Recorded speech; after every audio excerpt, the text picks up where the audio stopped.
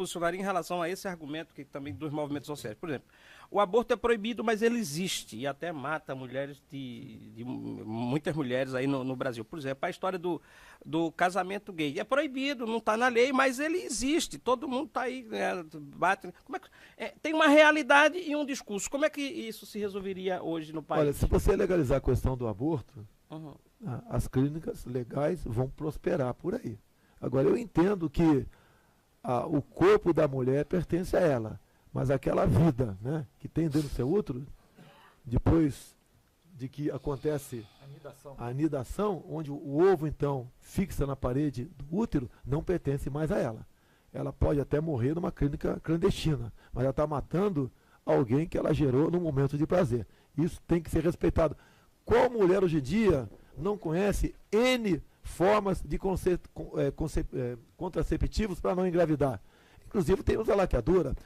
O meu filho tem um projeto em Brasília permitindo a laqueadura e vasectomia aos maiores de 18 anos. Aos maiores de 18 anos. Hoje você tem que ter, você homem tem que ter 24 anos e 2 filhos, a mulher também. E ele quer passar para 18 anos. Então, a partir de 18 anos de idade, a mulher que porventura queira fazer uma laqueadura, o homem uma vasectomia, independente se ter filho ou não, possa fazê-la. Essa é a forma mais precisa de você evitar tudo isso. E eu apesar de não ser muito, vamos dizer, estudioso dessa área, poderia citar aqui várias formas contraceptivas para não engravidar e para evitar um aborto lá na frente. Vamos a mais uma pergunta da população do João. Por exemplo, você fazer um debate cretino, deseducador da população sobre esse flagelo que é o aborto. Isso. Sobre a ampliação do direito ao aborto. O aborto, né, é uma tragédia. Ok, estamos todos de acordo, portanto, ninguém é a favor dessa tragédia. Mas a questão é qual é a relação que deve ter o Estado com essa tragédia humana, moral, religiosa e de saúde pública. Nós temos que educar o nosso povo. Não pode ser uma coisa travada na base da religião. Nós temos que educar o nosso povo, porque as mulheres ricas que engravidam sem planejamento vão nas clínicas clandestinas caras e saem de lá muito bem. E as nossas jovens negras, pobres, caboclas, apavoradas com o conservadorismo dos seus pais, vão e fazem aborto com agulha de tricô e morrem. É um problema grave para o SUS esse. Não é possível que os políticos façam isso assim. Olha, esse cara aí é a favor do aborto. O outro, não, eu quer não sou a favor do aborto, como eu vi na campanha. Um debate regressivo. Deseducador, né? Da sociedade. Deseducador, regressivo. Da sociedade. Sim. Reacionário, deseducador, picareta. Entendeu? E isso, esse aspecto também. Né? E o perigo do moralismo é exatamente esse, que a Dilma está esconjurando. Né? Se você faz uma construção em que a premissa é que a culpa da corrupção generalizada, da indignação que a sociedade tem com razão, com a safadeza ladroeira, é do fulano de tal, e se fosse eu no lugar dele, no dia para a noite, não ia ter mais corrupção, isto mata você, lhe derruba do poder na hora que você for trabalhar. Eu não admito o Bolsa Família com uma proposta permanente de ajudar o pobre. Ela tem que ser transitória. Isso é um crime. Tem gente que está aí há 9 anos no Bolsa Família, não quer ser empregado, que pede Bolsa Família. O Bolsa Família atende com famílias de até 5 filhos. Essa garotada vai crescer o quê? Pensando no quê? Bolsa Família também. Você vê meninas no Nordeste, bate a mão na barriga grávida e fala o seguinte, que tem também o auxílio natalidade, esse aqui vai ser uma geladeira. Esse aqui vai ser uma máquina de lavar. E não querem trabalhar. Então, quando você fizer esse corte aqui, você tem gasto per capita em educação abaixo da média, gasto per capita em saúde abaixo da média, gasto per capita em defesa abaixo da média, e vai fazendo. Onde é que você vai encontrar no Brasil 2 gastos, um próximo da curva, mas já fora, e outro longe da curva, a ponto de não caber nem no gráfico? Esse daqui é Previdência, 70 bilhões de reais, e este fora do quadro, que fura o teto, 580 bilhões de reais de juro. Se você somar o que tem que rolar de principal, que nós não temos dinheiro para fazer, dá 1 trilhão com T de tapioca. E 200 bi. Então, vamos botar em perspectiva, se eu servir ao Brasil, vamos pôr em perspectiva tudo. Tudo mesmo.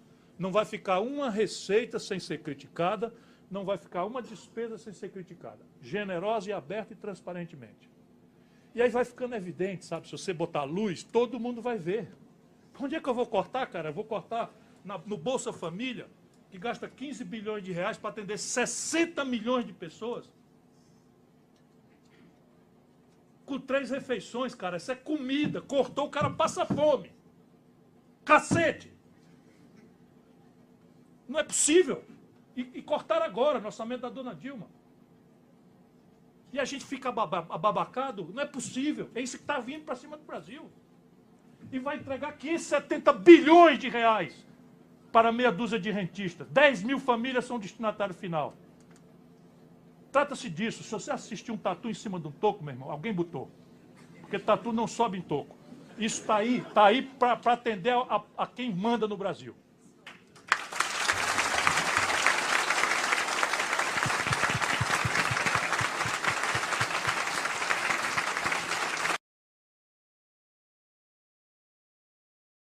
Surfar na onda, não é? Como está acontecendo nesse exato momento no Brasil.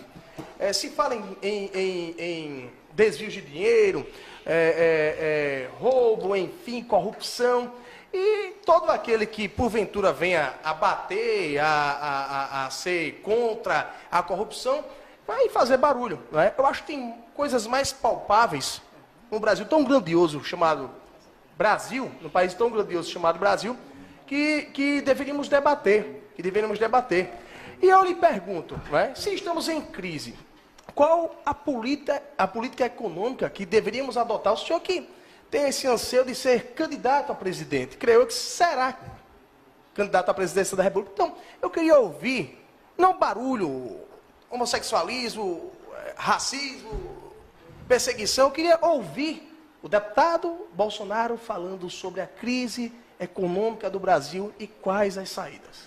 Quem faz a pauta aqui são vocês. Alguns têm uma paixão pela questão LGBT e ficam perguntando isso o tempo todo para mim. Não é o caso do Gutenberg, não. Há 5 anos, 12 países, entre eles a primeira e a terceira economia do mundo, Estados Unidos e Japão, costuraram o Tratado do Pacífico. O Brasil ficou fora mais uma vez. O Brasil está amarrado ao Mercosul. O Brasil fez miséria para que a Venezuela também entrasse no Mercosul, inclusive criando um problema diplomático com o Paraguai, que agora vai começar a não mais vender o excedente da energia Itaipu para nós, vai usar talvez na produção de alumínio em seu país. A economia nossa não pode continuar sendo voltada apenas para o Mercosul ou para o viés ideológico. Nós temos que abrir para o comércio do mundo todo. Na questão da economia também, o Estado tem que ser menos paternalista, tem que dar mais liberdade para o empresariado poder investir, dar garantia para tal.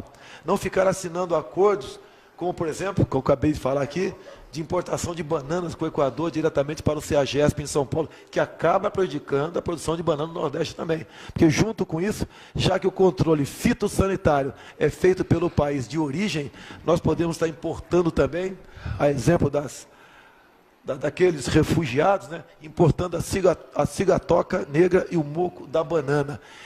Então, um país que se fecha no seu mercado por viés ideológico, a consequência é essa que está aí. E para você reabrir esses mercados, quer sejam por melhor acordo possível, você leva no mínimo a 3, 4 anos para você poder respirar nessa área. Enquanto nós não mudarmos essa política no nosso país, enquanto nós nos aproximarmos verdadeiramente da Europa, da América do Norte e da Ásia, e abandonarmos aqui o Mercosul, você pode até fazer negócio. Nós não podemos deixar de continuar importando o gás da Bolívia. Há interesse para eles. Você não pode continuar fazendo muito negócio aqui na América do Sul, mas não dessa forma. Se desprender, né? Você tem que desprender. Você, para fazer um negócio qualquer com qualquer outro país, você tem que pedir bênção ao Mercosul. Geralmente a nossa política vai para o espaço. Então você tem que botar gente com a mente aberta, que vá para um estado mínimo e busque negócio com quem tem tecnologia, quem tem... Eu chamo só a atenção, mais um pouco, Alex, para uma questão bem didática. Sim. Eu gosto muito de ser didático. O que acontece? Vamos fazer um comparativo aqui, né? A crise é enorme e tal, enfim. O Brasil é um país que inventou a tecnologia flex, carros que consomem álcool e gasolina. Eu não sei se o senhor... Período militar aí, por coincidência. Eu falaria meia hora sobre a realização do período militar. E você não tem um minuto para falar do Sarney para cá que foi feito no Brasil. Aí vejamos, é uma coisa notória aqui, ser bem de dados para você que está em casa, que você que nos acompanha aqui na TV Marcha, e que refletem. Não é? A gasolina está tendo reajustes. Claro, porque antes era subsidiada e agora não, largou-se de mão. E o álcool, que tem um incentivo fiscal, toda vez que a gasolina sobe, o etanol também sofre reajuste. E uma coisa tão pequena que ninguém consegue enxergar isso diante de uma sociedade tão grandiosa que está passando por perrengues, que eu acho que isso merece uma atenção, um olhar, além de qualquer outra polêmica que venha acontecer nesse país. Quem decide o futuro de um país é quem está sentado na cadeira presidencial. Um presidente não pode tudo, mas pode muito. O barril do petróleo, há 1 ano e meio, estava $130. Hoje está 45 e continua sendo reajustado. Nós pagamos, a título de rolagem da dívida nossa, por dia, mais de R$1 bilhão. Se nós temos 200 milhões de habitantes, arredondando, cada um de nós aqui que está nos ouvindo, deve por dia, para a rolagem da dívida, para o agiota, R$5, R$150 por mês. Com toda certeza, nós aqui pagamos muito mais, porque tem muita gente que, infelizmente, não consegue nada produzir. Até vive de projetos do governo. Então, a conta é muito alta para nós. Nós temos que buscar uma maneira de negociar essa dívida nossa. Não é calote, não é isso, é negociar. Nós não podemos pagar tanto, porque até aqueles que ganham em cima dos juros vão acabar perdendo tudo no futuro. É muito carrapato para pouca vaca. E a comunidade financeira tem que entender. Não vou aqui fazer um discurso de atacar banqueiro. O banqueiro é importante, é essencial para o desenvolvimento de um país. Mas a forma como você trata, como o governo inclusive trata, a taxa Selic é um crime. Você pode ver, a cada 1% da taxa Selic equivale a mais R$20 bilhões de despesa que o Tesouro tem por ano. Se o governo, eu estou sendo simplista aqui, por favor, se o governo de 14,25 passa para 12%, essa taxa equivale à CPMF que ele quer cobrar agora lá. Eu jamais votarei para criar qualquer novo imposto ou para aumentar qualquer outro imposto. A nossa carga tributária é uma das mais altas do mundo e um dos piores serviços. Em muitas áreas nossas aqui é gestão, é você dar exemplo. Não pode uma presidente da República, como a senhora Dilma Rousseff, quando vai para o exterior, dorme aí, o pernoite dela sozinha, em torno aí de 15 mil, 20 mil dólares. Não tem país que, não é que aguente, pode até aguentar isso aí, mas a título de exemplo, não pode ser seguido pelos simples mortais que estão nos assistindo agora. Mas o que eu queria dizer, basicamente, é que esse mundo reacionário quer dizer, como a lei da física, que qualquer mediação nacional à livre circulação de riquezas é uma impertinência do passado. Aproveitam os escombros da velha ordem que eu descrevi aqui, e de fato a velha ordem morreu, e oferecem como solução uma simplificação grosseira. Qual é? Abre as fronteiras do país, desmonta as mediações nacionais, elimina a intrusão do Estado no domínio econômico e deixa que o empreendedor privado, individualista, que mais do que ninguém sabe garantir retorno ótimo à alocação de recursos escassos, faça o seu trabalho livremente, quiçá com o menor peso possível, inclusive dos custos do Estado. Daí essa demanda, essa gritaria por uma reforma tributária, que não é por a modernização do sistema que é necessário, é pela revogação da carga tributária sobre a incidência produtiva. Esquecendo o déficit da Previdência, esquecendo o pagamento de servidor público, esquecendo o hiato de infraestrutura do país, esquecendo a demanda dramática por questões públicas que a sociedade brasileira de 190 milhões de habitantes tem, e só o Estado terá alguma resposta para hoje, para amanhã ou para depois da manhã, para essas expectativas níveis que nós temos que manejar. E eu não falo nada por questões de apego ideológico, simplificador, já me livrei disso há muito tempo. Já me livrei disso. Questão prática é que isso não existe. Esta ideia de uma economia política neoliberal não existe. Se quiserem ver sua caricatura, leiam os jornais de hoje, o debate no Congresso norte-americano, que é de rir muito, porque eu dei boas risadas hoje na madrugada, lendo a internet e jornais dos Estados Unidos. lá está um protesto dos congressistas norte-americanos, porque a Embev, a nossa fábrica de cerveja, deu-se de comprar, acho que a Budweiser, que é uma grande marca de cerveja americana. Está lá o protesto violento, como é que vão aceitar esses selvagens brasileiros entrarem aqui e comprar nossa cervejaria mais famosa, etc, etc. Ou, quem quiser ler a crônica que o aço plano brasileiro sofre recentemente com o governo Bush, ultraconservador na retórica, faz uma restrição alfandegária à importação de aços planos brasileiros, porque o Brasil é o aço plano mais competitivo do planeta. E a siderurgia norte-americana é uma siderurgia antiga, defasada, longe do litoral. Mas não duvide, eles estão fazendo a reconversão industrial siderúrgica. Quando eles completarem, eles eliminam a barreira e vão defender livre comércio lá fora. É assim que a humanidade caminha. Eu não gosto disso, mas eu constato, pensando no destino da nossa sociedade. Ora, se o jovem, se as novas gerações, e nós também, somos induzidos crescentemente a crer que felicidade é quanto da minha expectativa de consumo eu dou conta de praticar com a renda apertada, eu estou na vida procurando bom, bonito e barato. Desculpe a simplificação. Para ser feliz, com renda apertada, querendo consumir, eu estou procurando bom, bonito e barato. E a pergunta, para concluir, nos deixar aqui uma reflexão, evidentemente o Brasil, como raras nações do mundo, tem saídas para essa contradição. A grande pergunta é, e as condições de produzir o bom, bonito e barato são globais? É muito simples de perguntar. E aí nos livremos de qualquer paixão, vamos raciocinar. Primeira condição de produzir, a condição do financiamento. É assim, na América do Norte, hoje, a taxa de juros é menor do que a inflação. Ou seja, quem tirar dinheiro do banco, emprestado, guardar numa gaveta em casa, né, vai estar devendo menos do que tirou. Juro negativo. O juro do Japão é negativo. O juro na zona do euro é de 2% reais ao ano. No Brasil, nós estamos com a menor taxa de juros dos últimos 23 anos, mas ainda é a maior do mundo, e se descontam duplicado em Rio Branco, em Campo Grande ou em Belo Horizonte, a 1,65 ao mês.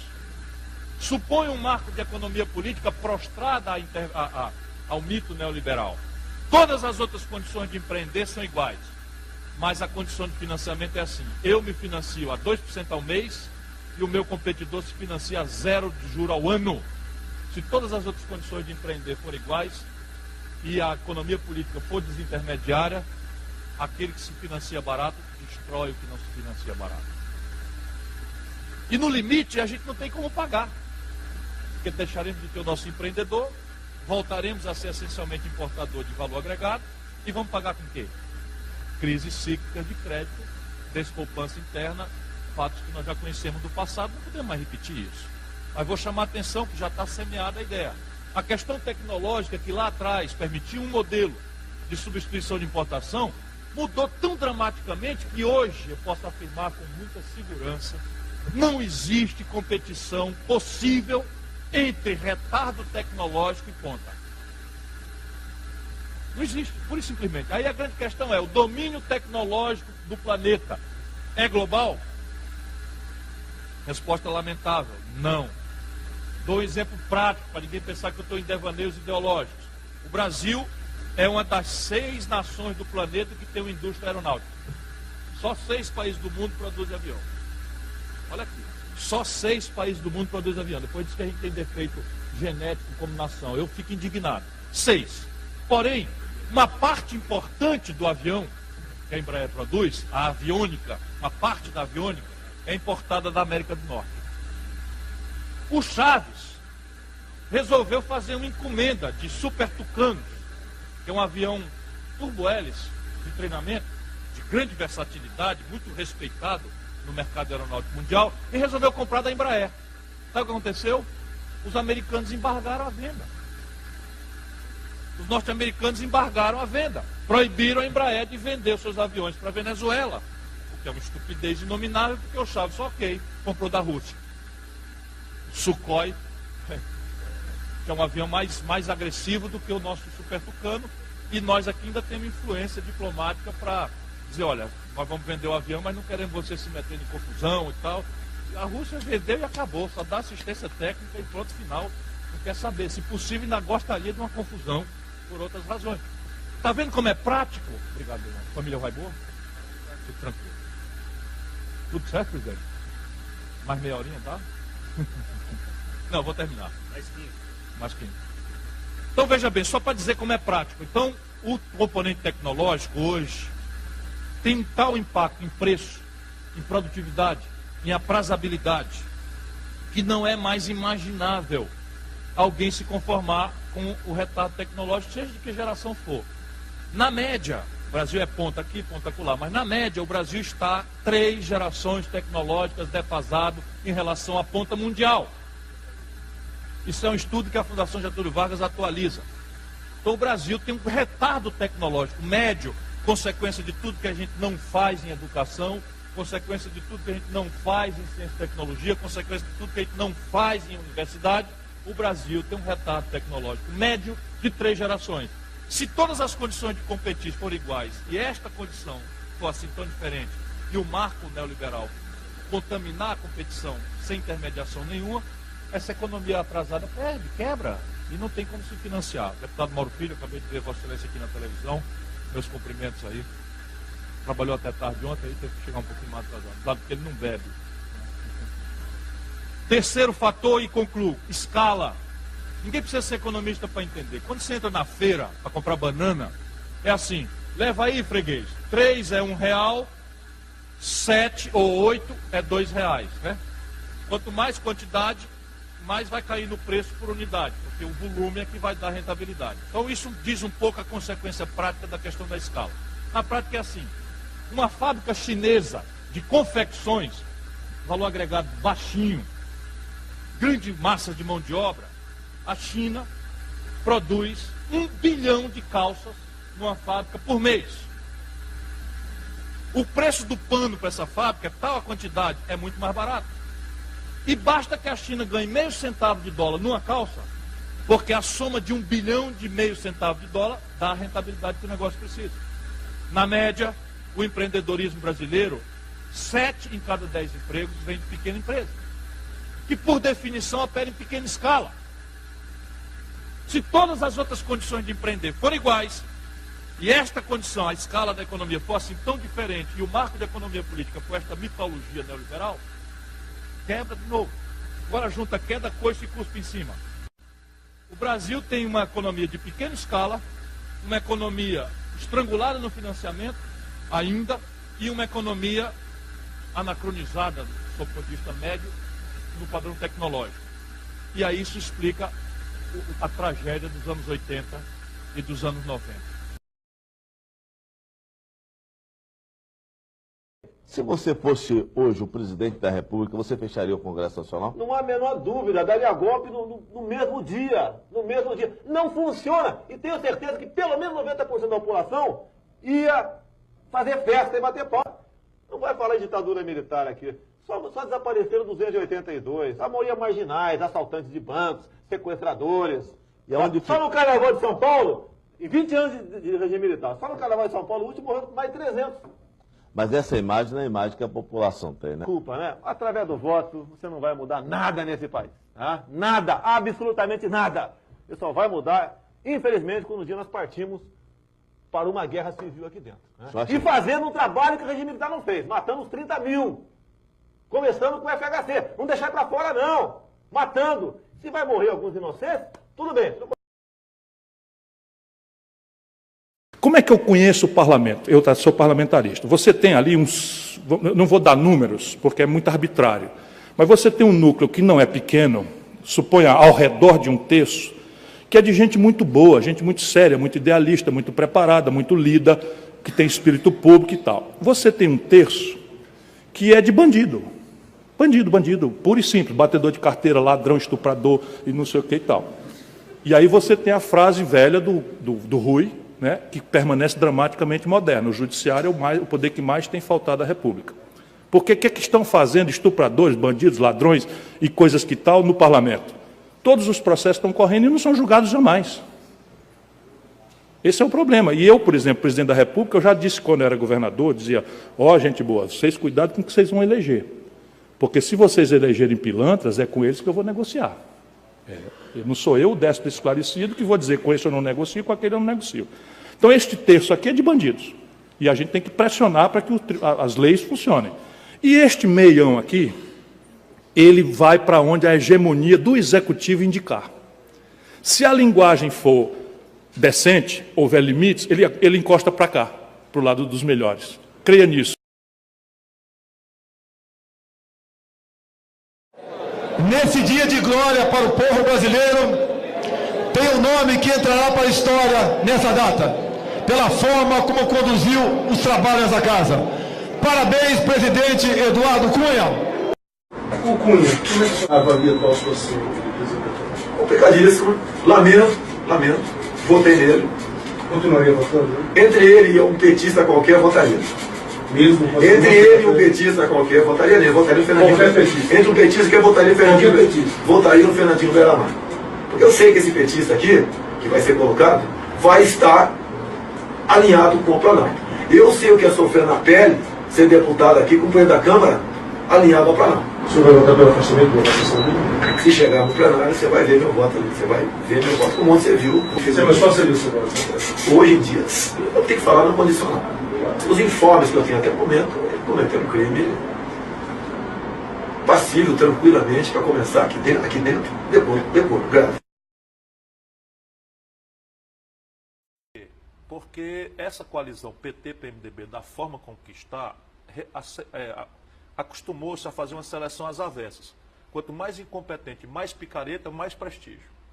Então, repare bem, eles estão querendo dizer agora que vão escolher um camarada chamado Eduardo Cunha para presidente da Câmara. Esse cara deve ser, assim, entre 1000 picaretas, um picareta mor. Um picareta mor. Toda a linguagem dele, eu conheço esse cara. Desde o governo Collor, ele operava no escândalo do PC Faria na Telege. Depois estava enrolado no escândalo do fundo de pensão da SEDAI no governo Garotinho. E aí vem vindo. Depois estava enrolado no governo Lula com Furnas. E agora enrolado até o gogó em tudo enquanto. E ele é que banca os colegas. Todo mundo sabe disso. Antigamente o picareta achava a sombra. Né? Procurava ali o bastidor, ia fazendo as picaretagens dele escondidas. Agora não, quer ser presidente da Câmara.